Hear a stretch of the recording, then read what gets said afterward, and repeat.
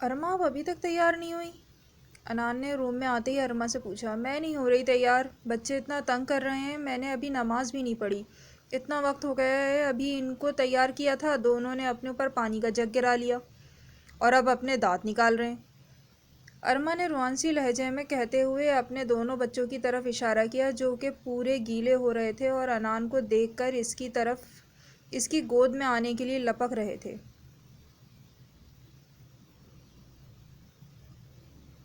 اچھا، ابھی انان کچھ کہتا کہ آئس نمودار ہوا۔ آپی بھائی، ہم سب ہال جا رہے ہیں، آپ لوگ آ جائیے گا، آپی تو ابھی تک تیار ہی نہیں ہوئی۔ اچھا ٹھیک ہے، تم جاؤ، میں لے آؤں گا تمہاری آپی کو۔ آئس کے کہنے پر انان نے انہیں جانے کی اجازت دی تو آئس سر ابتسامت میں ہلاتا ہوا باہر چلا گیا۔ اب آپ جاؤ اور جلدی سے نماز پڑھ لو، اور جب تک میں بچوں کو تیار کروں گا پھر آپ تیار ہو جانا۔ اچھا ٹھیک ہے، یہ لیں بچوں کا سامان، میں جا رہی ہوں نماز پڑھنے۔ ارما انان کو بچوں کا سامان دے کر خود وضو کرنے باتھ روم میں چلی گئی۔ تھوڑی دیر بعد ارما نماز سے فارغ ہوئی تو انان کو دیکھا جو کہ بچوں میں گھن چکر بنا ہوا تھا اور ابھی تک ایک کو بھی تیار نہیں کر سکا تھا۔ ہٹیں آپ، میں کر دوں گی، بلکہ آپ کے بھی سارے کپڑے خراب ہو گئے ہیں، وارڈروب میں آپ کے کپڑے ہیں، جا کر چینج کر لیں جب تک میں بچوں کو تیار کرتی ہوں، پھر آپ ان کو پکڑ لینا۔ انان کو بچوں میں ہلکان دیکھ کر ارما نے ترس کھاتے اس سے کہا تو انان اپنے کپڑے لیتا باتھ روم میں گھس گیا اور پھر ارما دونوں بچوں کو تیار کرنے لگی۔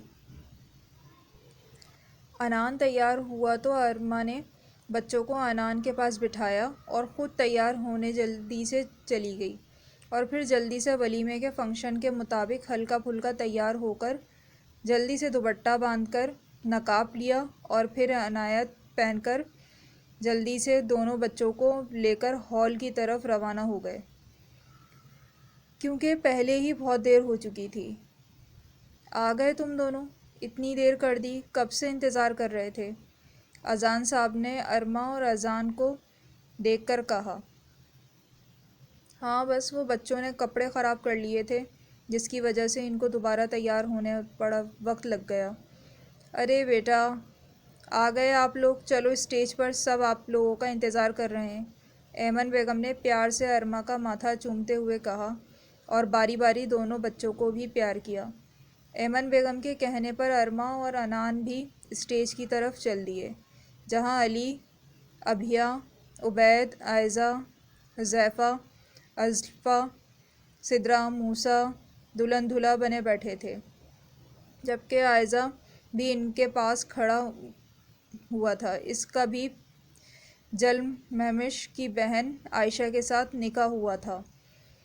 ارما اور انان نے پہلے حبیب صاحب اور پھر اذان صاحب سے سدرا کے عرصے کی بات کی اور موسیٰ ساری سچائی بتائی، پھر ان دونوں کو راضی کرنے کے بعد پھپھو کو راضی کیا جو کہ انان کے موسیٰ کی گارنٹی لینے پر تیار تھے، اور پھر سب کے ساتھ ہی سدرا کی شادی کر دی گئی۔